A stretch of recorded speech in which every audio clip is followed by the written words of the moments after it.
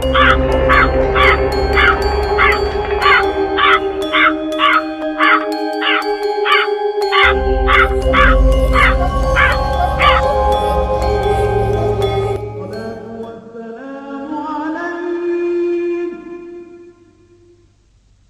bangun. Sudah subuh. Hayu sholat. Hari ini kita persiapan untuk menyambut bulan suci Ramadan.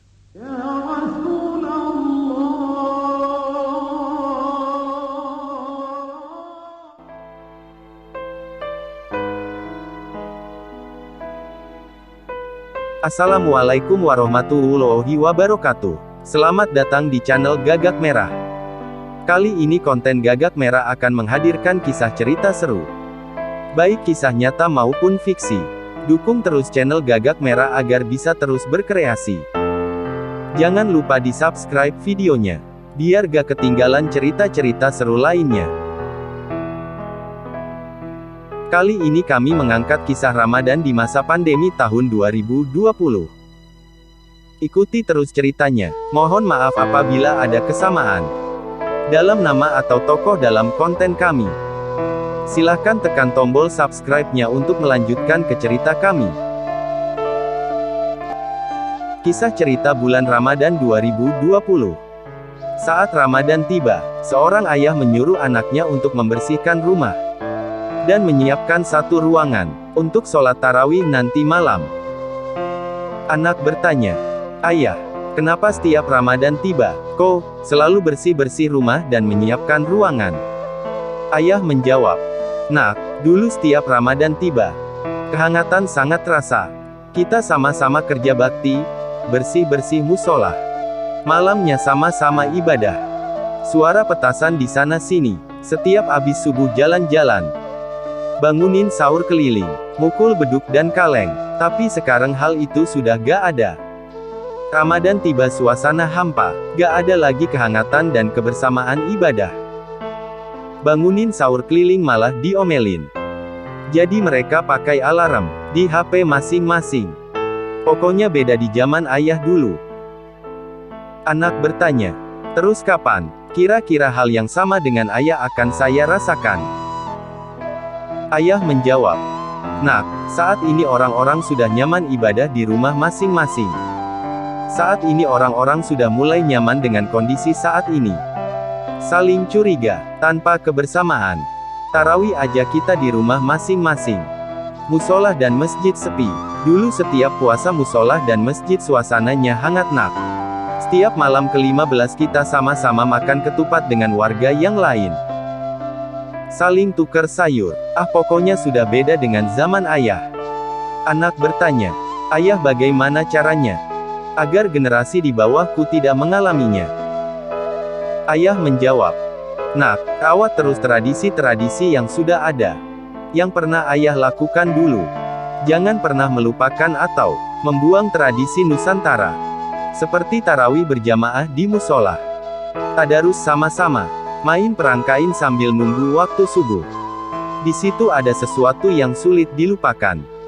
Ketika ayah ikut perang petasan, yang berujung jadi perang batu. Di mana teman ayah ketika masang petasan, dia salah buang obat nyamuk.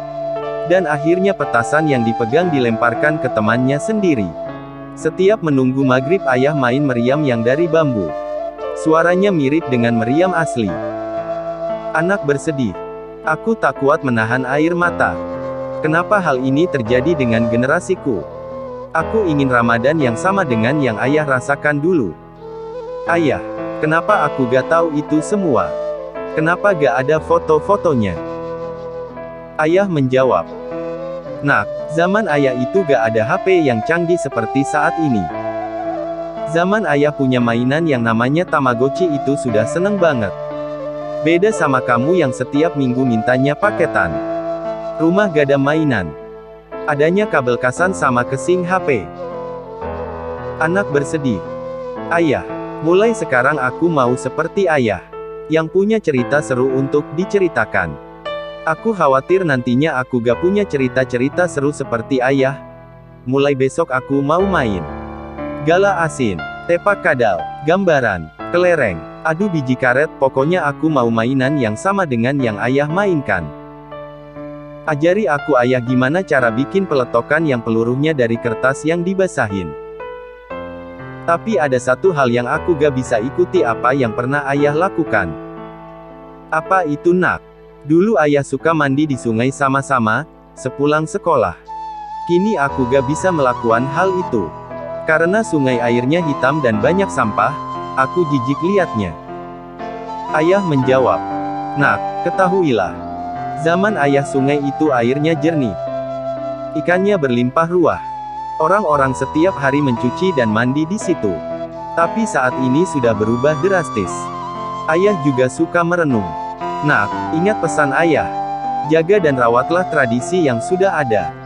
Jangan lupa setiap sore, ngajilah di musola bersama teman-teman yang lain.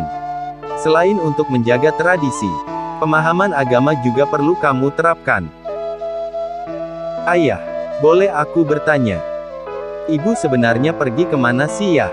Aku melihat teman-temanku pada kumpul sama ibu dan ayahnya. Ibu di mana ya?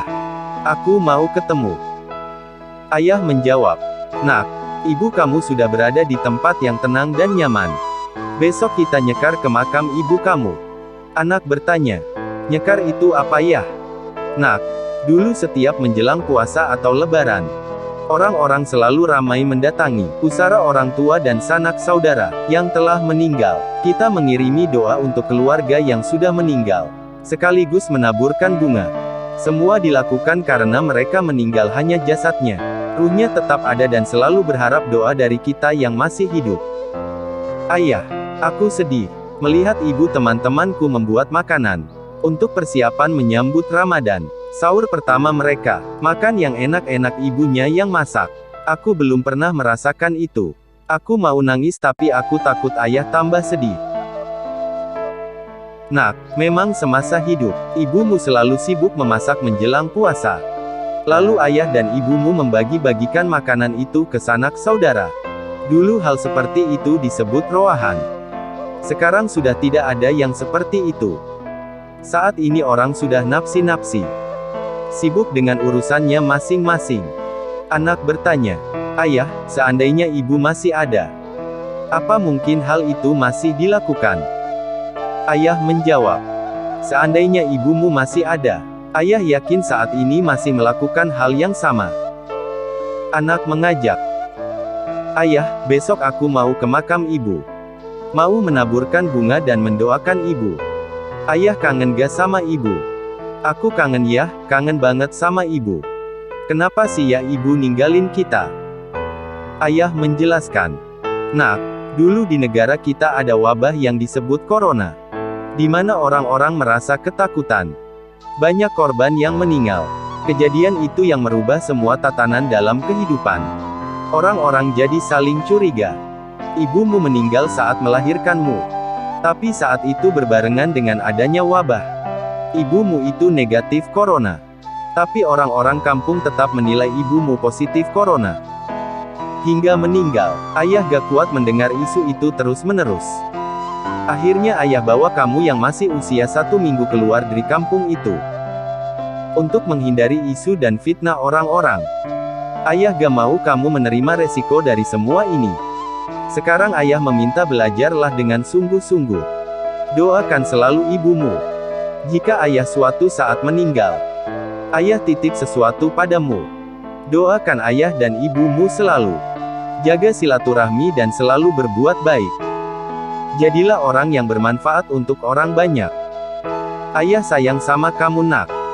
Anak bertanya, ayah, ketika zaman dulu, apa yang ayah lakukan menjelang sahur? Ayah menjawab, nak, dulu zaman ayah, sehabis tarawih para pemuda itu selalu kumpul di musola. Ada yang tadarus, ada yang ngadu biji karet, ada juga yang main petak ngumpet. Menjelang sahur mereka menyiapkan beduk dan lain-lain yang dapat dipukul untuk membangunkan sahur. Siangnya mereka pada nyari bambu runcing dan membuat bedilan.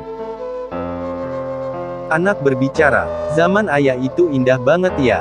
Kenapa zaman aku tak seindah dulu? Ayah menjawab, ada yang paling indah nak di zaman ayah. Dimna saat lebaran tiba. Kita sama-sama ke tempat kemidi puter dan yang naik rebutan. Pada saat itu semua pemuda dari berbagai kampung datang. Namun bukan untuk tawuran, tapi untuk naik kemidi puter dan sekalian ajang mencari jodoh. Teman ayah ada yang sampai nikah, lantaran kenalan saat naik kemidi puter pas lebaran. Itulah jodoh yang sulit dilupakan. Bahkan sampai punya cucu saat ini. Kalau generasi kamu sudah tak ada lagi yang seperti itu nak. Semua sudah semakin canggih. Namun kecanggihan itu yang merubah generasi. Tegur sapa, silaturahmi, bertatap muka, menjadi hal yang aneh. Kalian berdekatan aja saling diam, fokus di handphone masing-masing. Semoga Ramadan tahun ini akan menjadi Ramadan yang terbaik buat kita. Dan semoga kita dipertemukan di Ramadan yang akan datang. Demikian kisah cerita ini kami berikan, semoga Sobat Gagak Merah selalu setia di channel ini. Jangan lupa di subscribe agar tidak ketinggalan cerita-cerita lainnya. Sampai jumpa di kisah selanjutnya. Wassalamualaikum warahmatullahi wabarakatuh.